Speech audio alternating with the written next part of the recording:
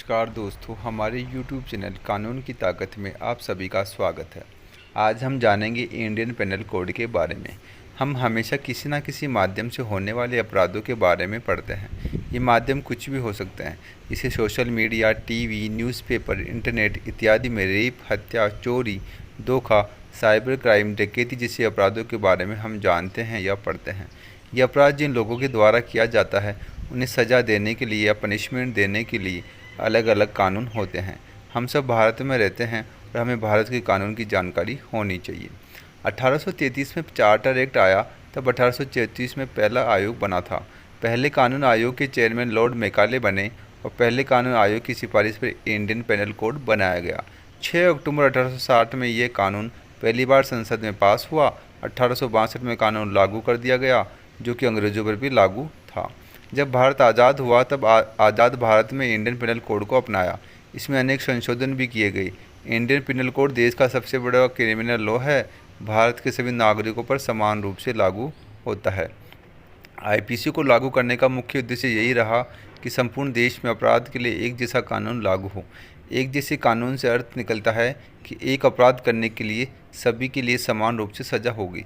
उदाहरण के लिए, मान लो किसी ने चोरी की, चाहे वह छोटी वस्तु की चोरी की, सस्ती वस्तु की, महंगी वस्तु की चोरी की हो, सब चोरी कहलाएगी, जिसके लिए एक ही सज़ा होगी।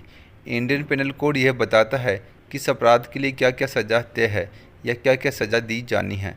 Indian penal code Bharat code अपराधों को अलग अलग बांटता है।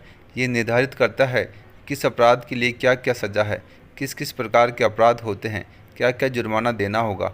आईपीसी में 30 चैप्टर हैं, 511 सेक्शन हैं, जिन्हें हम धारा भी कहते हैं। आईपीसी में समय समय पर अनेक संशोधन हुए हैं। आईपीसी एक मौलिक कानून है। दीवानी मामले, सिविल लॉ, फौजदारी मामले, criminal law.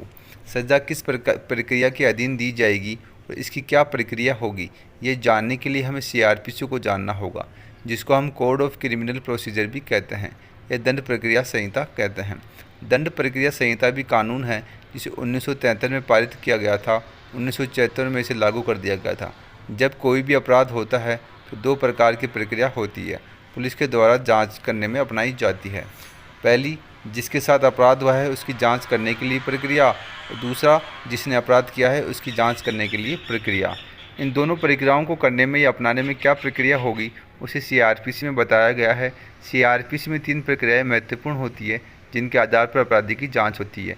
Investigation of crime, जिसमें क्राइम क्या है, कैसे, कहाँ जैसी जानकारी जुटाना। ट्रेसिंग ऑफ सस्पेक्ट, किसने अपराध किया ये अनुमान लगाना। कलेक्टिंग ऑफ एविडेंस, घटना से जुड़े सबूतों को एकत्रित करना सीआरपीसी में बताया गया है।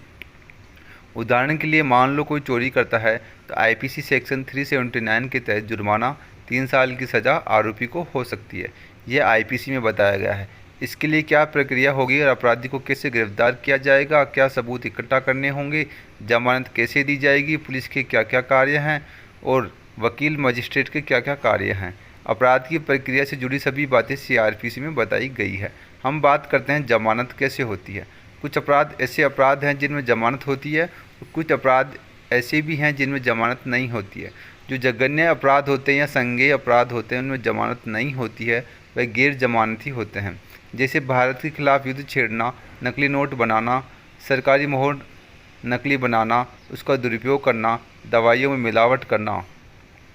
गैर जमानती अपराध में जमानत देना या नहीं देना अदालत के विवेक पर निर्भर कर है।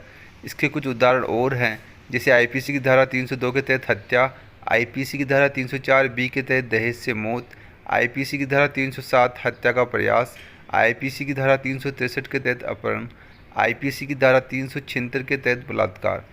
जमानती अपराध: झूठे सबूत बनाना, गलत जानकारी देना, सरकारी कर्मचारी का अपमान करना, आत्महत्या का प्रयास करना, आपराधिक धमकी देना, धोखाधड़ी करना कुछ ऐसे अपराध हैं जिनमें जमानत संभव है। हमारा वीडियो आपको पसंद आया होगा। हमारे वीडियो को लाइक करें, सब्सक्राइब करें और शेयर करें। हम आने वाली वीडियो को नोटिफिकेशन पाने के लिए बेल आइकन को दबाना ना भूलें। धन्यवाद।